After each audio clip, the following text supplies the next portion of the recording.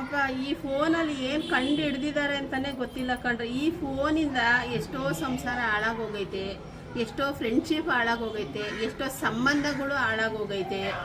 ಈ ಫೋನಿಂದನೇ ಎಲ್ಲ ಆಗ್ತಾ ಇರೋದು ಕಣ್ರಿ.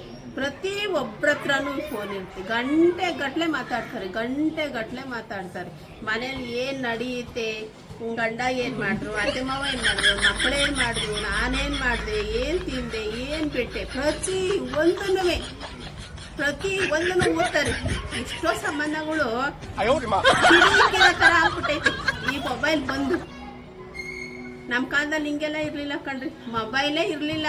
ಸಂಬಂಧ ಎಷ್ಟು ಚೆನ್ನಾಗಿತ್ತು ಗೊತ್ತಾ, ಎಷ್ಟು ಬೆಲೆ ಕೊಡೋರು ಗೊತ್ತಾ ಸಂಬಂಧಕ್ಕೆ. ಇವಾಗ ಸಂಬಂಧಕ್ಕೆ ಬೆಲೆನೇ ಇಲ್ಲ. ಮಾತೆತ್ತಿರ್ ಫೋನು, ಮನೇಲಿ ಯಾರಾದ್ರೂ ಏನಾದ್ರು ಟಕ್ ಅಂದರೆ ಸಾಕು ಫೋನು. ನಮ್ಮ ಕಾಲದಲ್ಲೆಲ್ಲ ಹಿಂಗೆಲ್ಲ ಇರಲಿಲ್ಲಪ್ಪ. ನಮ್ಮ ಕಾಲದಲ್ಲಿ ಒಂದು ಲೆಟ್ರ್ ಬರೆದ್ರೆ 1 ವಾರ ಆಗೋದು ಅವ್ರಿಗೆ ಏನಾದರೂ ಒಂದು ಮೆಸೇಜ್ ತಲುಪಬೇಕು ಅಂದರೆ. ಆದರೆ ಈ ಥರ ಎಲ್ಲ ಇರಲಿಲ್ಲ ಬಿಡ್ರಿ. ಈ ಥರ ಎಲ್ಲ ಅಬ್ಬಬ್ಬಬ್ಬ ಮಾತೆತ್ತಿದ್ರೆ ಫೋನು ಮಾಡಿ ಎಲ್ಲ ಸಂಬಂಧಗಳು ಬ್ರೇಕ್ ಆಗ್ದಂಗೆ ಆಗ್ಬಿಟ್ಟೈತೆ. ಎಷ್ಟೋ ಸಂಬಂಧನೂ ಹಾಳಾಗಿ ಹೋಗ್ಬಿಟ್ಟೈತೆ, ಎಷ್ಟೋ ಸಂಬಂಧ ಒಗ್ಗಟ್ಟಾಗೈತೆ, ಎಲ್ಲ ಆಗೈತೆ.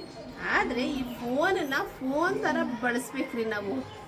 ಏನಾದರೂ ಒಂದು ಎಮರ್ಜೆನ್ಸಿಗೆ ಅಂಥವ್ಕೆಲ್ಲ ಇಟ್ಕೋಬೇಕು. ಅದನ್ನ ಬಿಟ್ಬಿಟ್ಟು ಉಂಡಿದ್ದು, ತಿಂದಿದ್ದು, ಏಟಿದ್ದು, ಕೆಮ್ಮಿದ್ದು ಎಲ್ಲ ಹೇಳ್ಕೊಂಬರ್ಬಾರ್ದು. ಹಿಂಗೆ ಮಾತಾಡಿದ್ರೆ ಸಂಬಂಧಗಳು ಹಾಳಾಗೋಗೋದು.